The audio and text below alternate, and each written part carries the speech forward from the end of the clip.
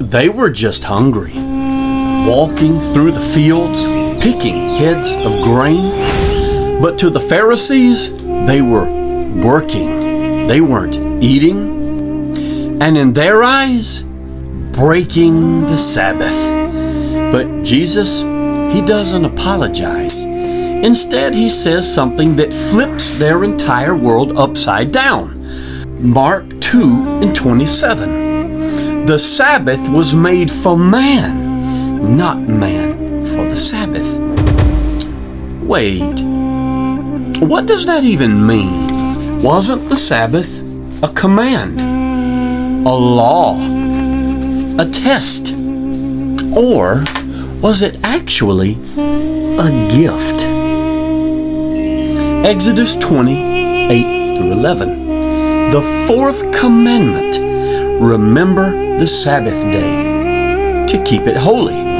6 days of labor, 1 day of rest. No work, no burden. Break it and you die. Exodus 31:14-15. So how can Jesus say it was made for man when breaking it meant death for man? The Sabbath had become a religious trap, a litmus test for holiness, a checklist of legalistic righteousness. But Jesus doesn't dodge the accusations. He exposes their heart. In Mark 2, he doesn't argue whether his disciples were technically harvesting. He goes deeper. He redefines the entire concept. The Sabbath was made for man, not man for the Sabbath. It was never about rules. It was about rest. Isaiah 28:12 speaks of a coming day. This is the rest wherewith ye may cause the weary to rest, and this is the refreshing. But the people wouldn't hear it, even back then. They chose ritual over rest. And today, it's no different. We call Sunday our Sabbath. We show up, we sing, we sit, but have we truly entered into rest? Or are we just rehearsing a ritual that has been handed down to us through tradition?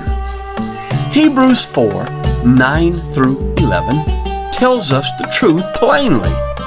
There remains a rest to the people of God. For he that is entered into his rest, he also has ceased from his own works. Let us therefore labor to enter into that rest. You see, this rest is not a day. It's not Sunday at 11 a.m. It's an experience. It's a person. The Sabbath was made for man, because man was never meant to live without his presence. And you can go to church every weekend, follow all the rules, keep the calendar, and still never enter into this rest. You can mark the day, but you can miss a divine encounter. The Sabbath wasn't given to restrict you. It was designed to restore you.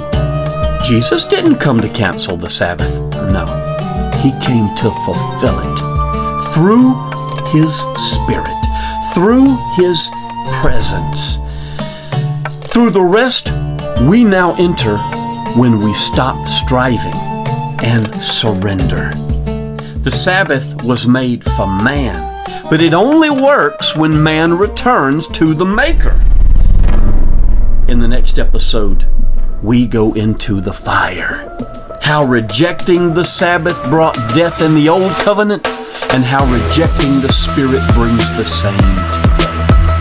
Subscribe and come back, ready to be uncomfortable.